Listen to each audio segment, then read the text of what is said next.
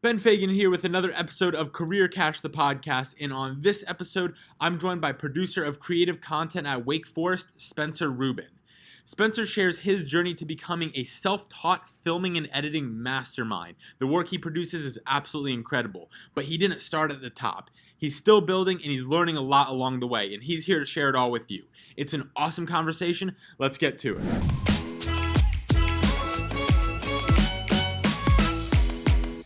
Well, Spencer, I think the first place to start here is you got some big news, and I appreciated that you shared it with me before we started, but how about you share it with everyone else right now? What do you got for us? Yeah, so after spending a year at Little Rock, I'm going to be headed to Wake Forest. So I actually just moved, so you can see behind me. Moving to Wake Forest is going to be production specialist for creative content with their baseball team and their men's soccer team. And then I'll be a number 2 behind basketball. And then, of course, kind of all hands on deck for football. So Power 5 move, definitely excited about it, and kind of motivated considering I'm completely self-taught in this, and we'll talk a little bit more about that. But yeah, this is not what I planned to do walking into Lynn. So here I am, kind of self-taught and growing on my own.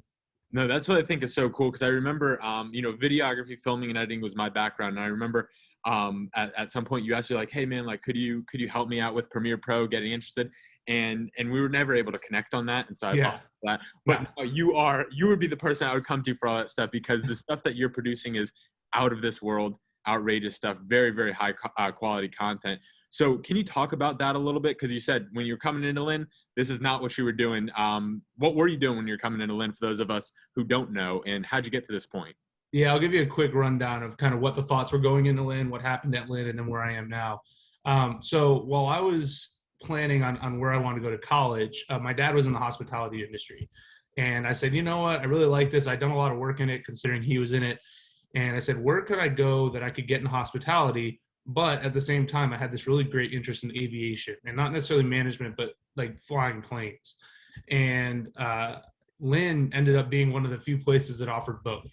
And I told myself, you know what, I'll go for hospitality. And if it really comes to me, then I'll switch over to aviation. So I went to Lynn, started some hospitality courses. And I kid you not, I was standing on campus and I look up, and the Lynn planes have branding underneath them. Very, very on brand with Lynn, no pun intended. But I look up, I say, dang, like, I think I'm doing the wrong thing. So after a semester, I switched into aviation management.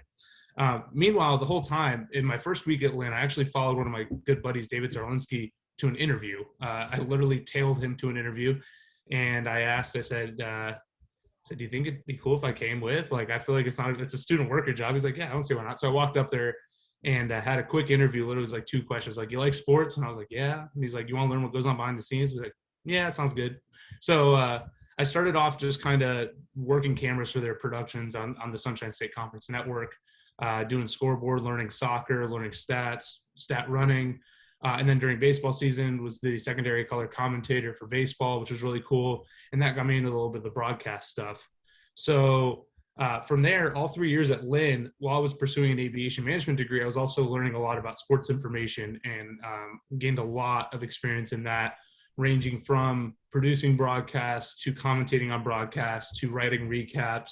And then actually in my last year there, the men's basketball team went on a run to the Sweet 16 that kind of sparked my interest in creative video. I was like, wow, like I saw Nova Southeastern doing a really cool thing with their creative content.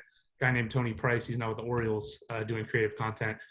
And I was like, I wish we could do that. And I had no idea what I was doing. I mean, like you mentioned, it was like coming to you, like, what is this? And I picked up a kit camera and said, I want to learn Premiere Pro. So downloaded Premiere thanks to Lynn. They provided it for students.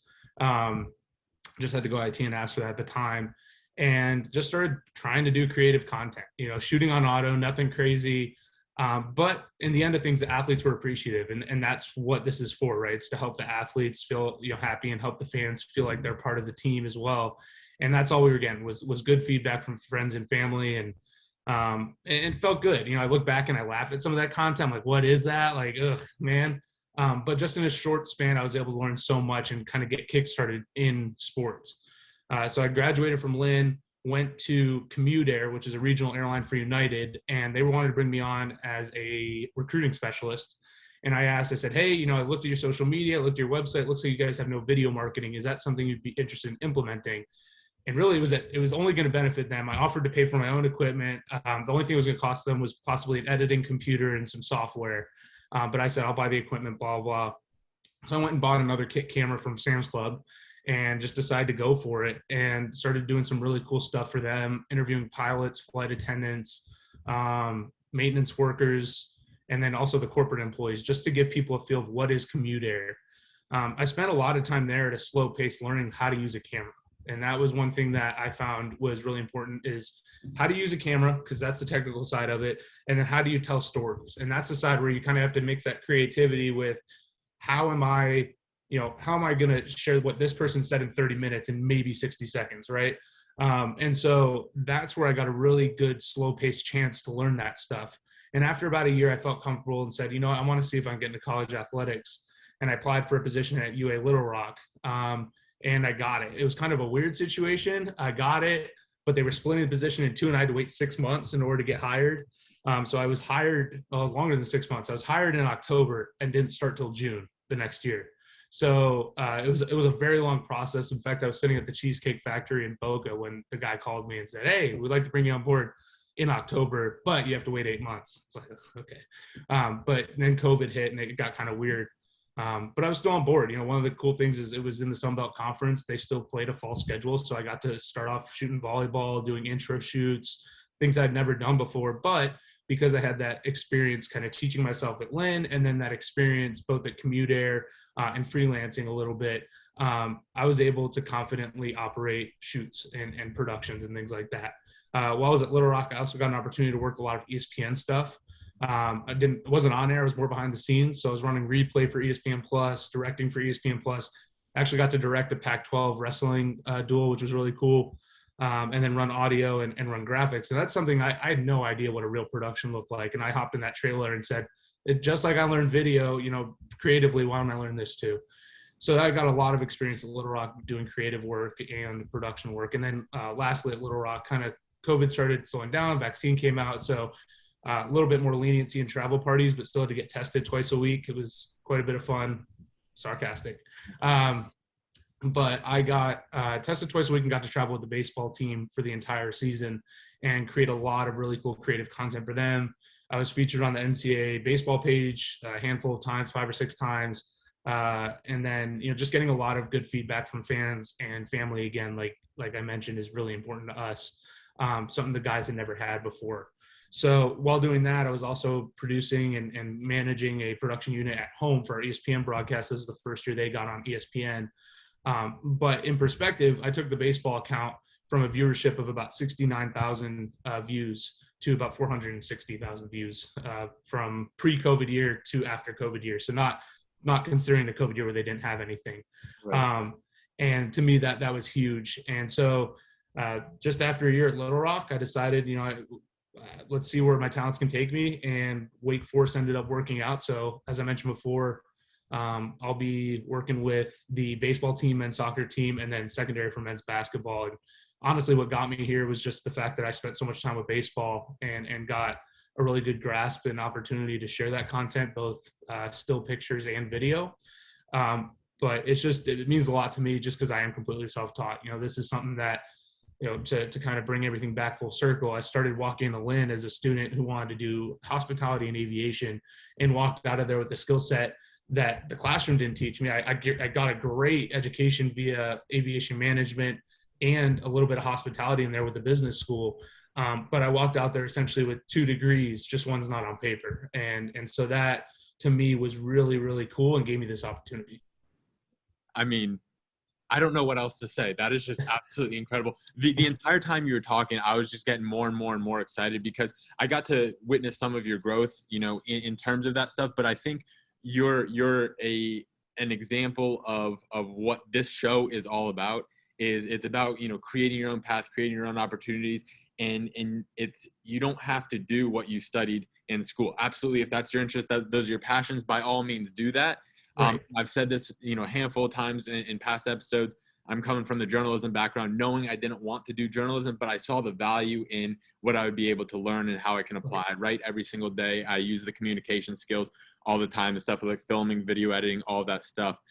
So my question for you is, simple question, how do you create these opportunities for yourself? What is that something that you've always had within you? Is that something that you adopted somewhere along the way? How do you go about building these opportunities? I've been a very sociable person. During high school, I moved to 4 different high schools, and that forced me to interact with a lot of people, whether it be within my high school or, even where my dad may have been working at the time. At one point, my junior year of high school, I had to live in a hotel. My dad was the general manager in downtown Chicago, and one of the requirements was living on property. So I got a really cool opportunity to meet a lot of different people from a lot of backgrounds there, just learn a lot about what they did. It tied me into working for it wasn't directly with them, but one of the pizza providers for the NFL draft. Right there was literally across the street from the hotel, which turned into another full-time job, which turned into me being a remote catering specialist for a pizza company in Chicago. Things like that, just networking, meeting different people, taking advantage of the opportunities that are sitting right in front of you. Like, don't turn your head to, oh, we'll get to it later. Like, no, go introduce yourself to that person, because you may not want it right now, but 2 years from now, you may go, oh shoot, let me call Bill. Like, he had such a great hookup in San Antonio, and I've been looking to get back there. I'm looking to grow again, and maybe he knows someone down there. Right. But because you talked to Bill that one time and then shot him an email and said, hey, thanks for the conversation, now you've got someone who could lead you into your next job. On a minor level at Lynn, as I mentioned, I followed a buddy to an interview, right? And that could have gone south. That's perfectly fine. It could have gone south. But in the end of things, I know my personality, and I know that even if that conversation went, why are you here? I could have shot him an email afterwards, because now he's got a face to a name and said, hey, I apologize for that. That was kind of an odd situation, but would you have some time next week to talk? And just little things like that, taking advantage of what's around you and not just taking it for granted is really important. You can get caught up in the stuff, and I'm not saying don't have fun during college. I think that's incredibly important. And I had a lot of fun doing different things, but I spent a lot of time with the athletic communications department. That's just my lifestyle. That was how I wanted to live college. You can still go to the beach. I went to the beach. You can still, go enjoy South Florida, but at the same time, take advantage of what's going on around you, and places like the Career Connections Center can help you as well, even if it's not internal to Lynn. I mean, the number of connections that you guys have were incredible. I didn't personally need to take advantage of them, but I know multiple people that did. And so, yeah, just take note that although there's only 3,000 students or 3,000 plus students around you, and it seems like such a small campus, there's a lot going on, and there's a lot that goes into that operation. So, don't be afraid to ask your professor, hey, what's that meeting going on next week? Is that something maybe I could hear about, or we could talk about afterwards? That sounds really interesting to me. And do things beyond the classroom, because in the end of things, that's where I learned, was just being hands-on and being investigative in a sense, and trying to learn new things that weren't on paper. No, absolutely. I think the big message there is just being open to the different opportunities that are out there. Yeah. And looking for them. And when they come, embrace them, maybe tail your friends to interviews. That's the big message here. Yeah, right. Exactly. Actually, in the end of things, don't schedule your own interviews. Right. Take off your buddy is what it is. Exactly. Yeah. It takes a load off your shoulders. You don't have to worry about the nitty gritty, the back and forth, just exactly. No, that's exactly. I mean, I've only done that since, right? I've only followed like this Wake Forest job. I actually followed someone here. So no, but yeah, no, absolutely. Take advantage of those opportunities, and don't be afraid to open up and communicate with people, because in the end, that person could be the person that hooks you up, 3 or 4 years down the road. No, definitely. So going back to this idea of you being self-taught, I think that naturally comes with a lot of challenges. So what were some of the biggest challenges that you kind of ran into when you were doing that? Teaching yourself an entire industry. Like you said, you gave yourself kind of an extra degree, essentially. Yeah, right. So it definitely started early. I had a lot more struggles then, and it's not to say I didn't have a lot of struggles. I still have struggles, right? But early, it was just simply time. Time was the biggest struggle. It's like you want to do it so quick. You see people turning around content in an hour, but it takes you 4.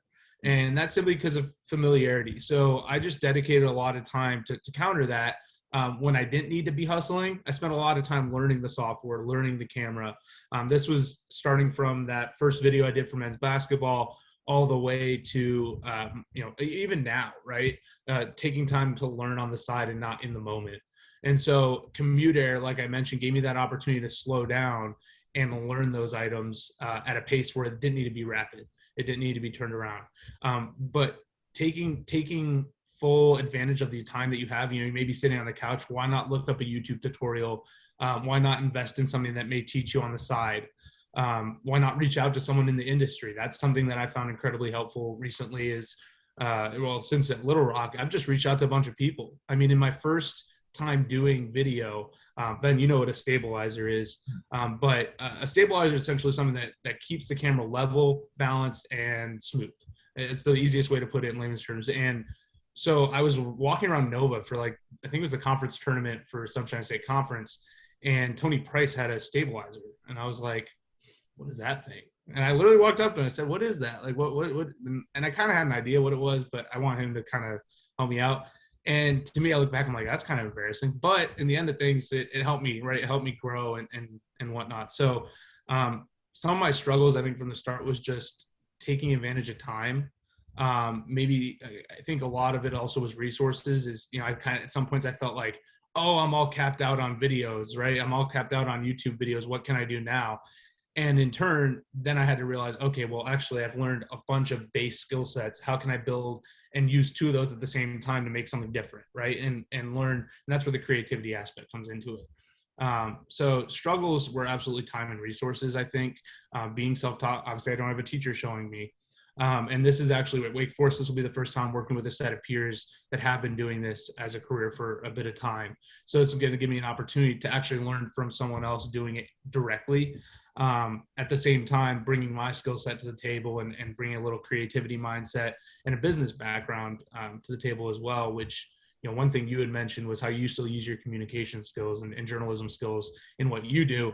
I have to use my business skills a lot, right? Communication in business is a lot of talk that, you have to communicate something to someone where it may seem like a different language. And I think you can attest to this, trying to explain to even your parents what the heck you do. It's like, what? And I have to put it into very light terms and go, well, it's hard to even explain right now, right? Like, how do you explain what you do in basic terms? But that happens a lot in athletics too, where you have people above you and you want to, how do you argue why you need a new piece of equipment that costs $3,000 when in turn you're not seeing a direct piece of revenue off of it, right? How do you explain that this is actually helping recruits, which is bringing more money in because you're going to get a 5-star recruit now, considering the quality of content is so much higher at this point. So as I've grown and actually developed more of that skill set, a little bit of a challenge as well has been, how do I take that business mindset and assist myself in doing what I'm doing now? And in the end of things, it's only helping me, but it's just a different viewpoint. I think that's so cool. The evolution that it sounds like you're going through, whether it was from just editing in a more efficient manner to the equipment to now combining the businesses, and it's the evolution of your challenges are progressing with where you're at in different stages of your life. And so I think it's important to also note that it's not about avoiding the challenges. It's about embracing them and understanding that each challenge is going to help you elevate your game. You said, I think you said it so perfectly, of you had this base of knowledge, but then you began to, okay, I felt like I maxed out, but let me combine the piece of knowledge to build something even better. Right. That's, that continual journey. So coming from a creative background like you have, this is something that I'm interested in. Do you struggle with trying to be perfect, like perfectionism with your projects? So it's hit and miss. One thing that I'm going to benefit from being a little bit sports specific now is that I can spend more time doing the wants and not just the needs, if that makes sense to you. At Little Rock, I was one person for video covering 15 or 16 sports. And when that happens, it's a lot of need-based content, right? We need to get this out to promote tickets. We need to get this out because it's a highlight reel. And if, let's say women's soccer got it, then we need to get that for women's basketball as well. So it's a lot of needs. And then when that's the case, when you have so much going on at once, you want to be a perfectionist, but sometimes you can't be, right? So you have to find that perfect balance of efficiency and perfectionism.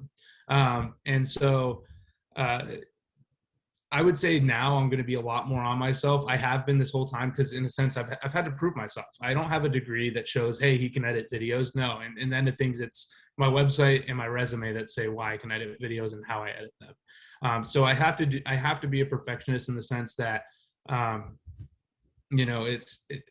how do I put it? I have to be a perfectionist in the sense that I don't want to put out a bad product. but I'm not going to sit there and spend 4 days looking at something that needs to go out, that could go out on, day one.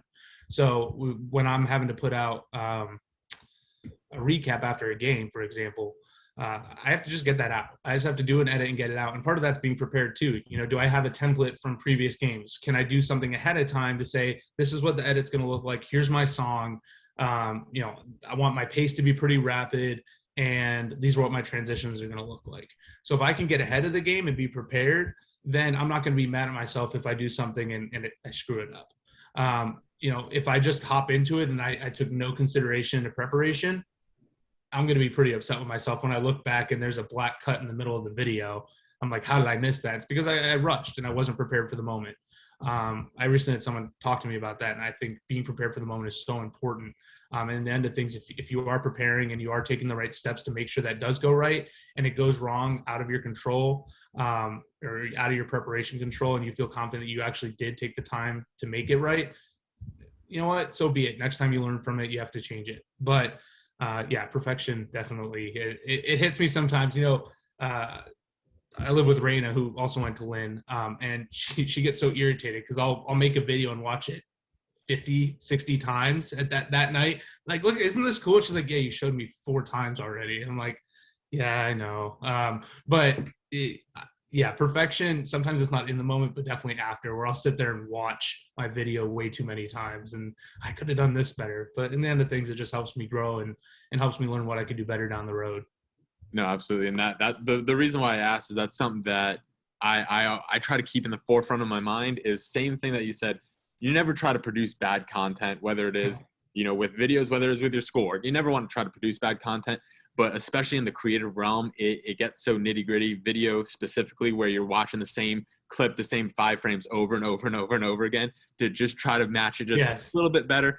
And then so it's stuff that you begin to only see because you're editing it, and the vast majority of everybody who is sane and has a normal head will 100%. will not see it. And so I think that's it's a really important thing to understand, because you begin to put unnecessary pressure on yourself, to kind of produce and to perform.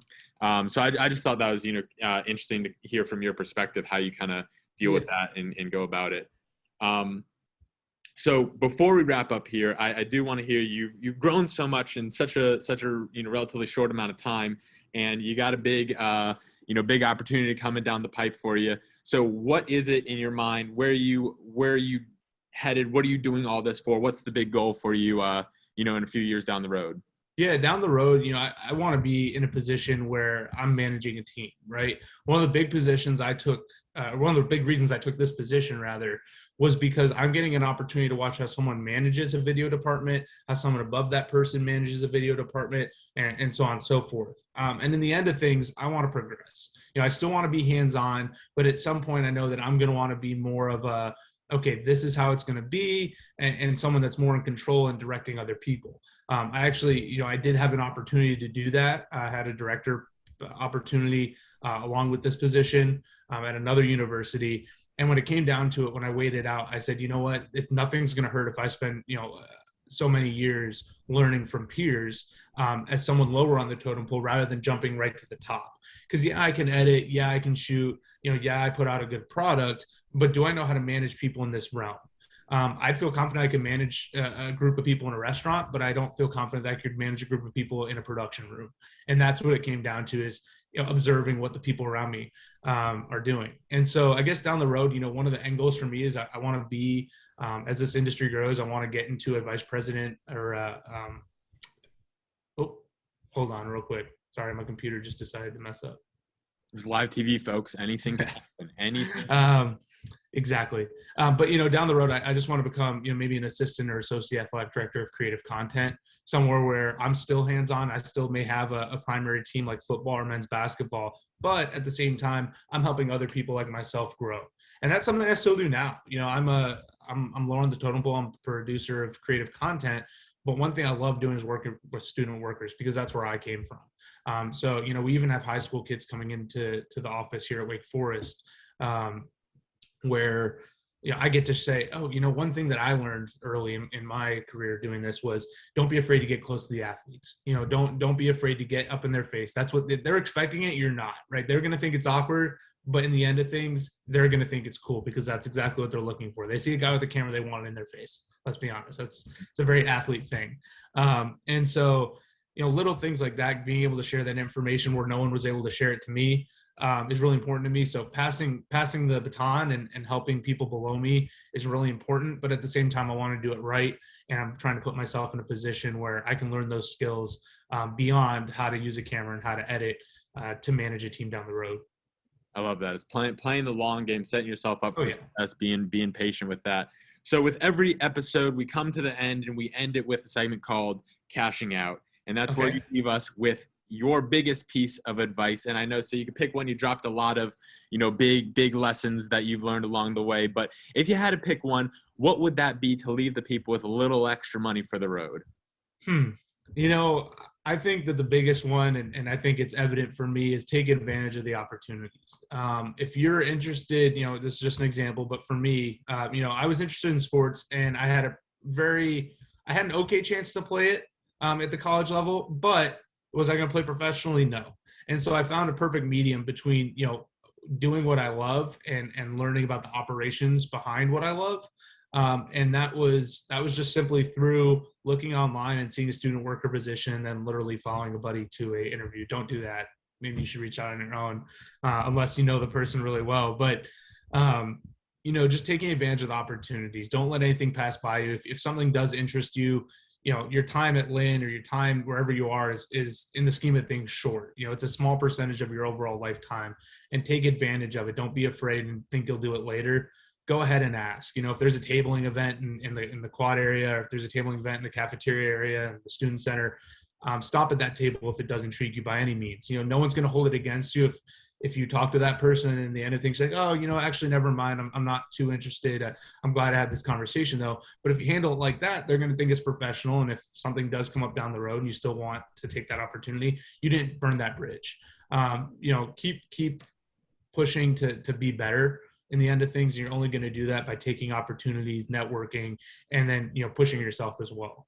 So I think the biggest thing is take advantage of the opportunity, push yourself, and don't be afraid. Just do it in the end of things. And they can sue me if they want, but just get it done. Don't be afraid. Yeah, I love that. Spencer Rubin, ladies and gentlemen, the man behind the camera. He works magic with all that stuff. So thank you so much for coming on. This was an awesome conversation. I had a blast listening to all this stuff, all the great things you're up to. So absolutely. I know only good stuff is coming your way. So I appreciate it. Yeah, thanks, Ben. Appreciate it.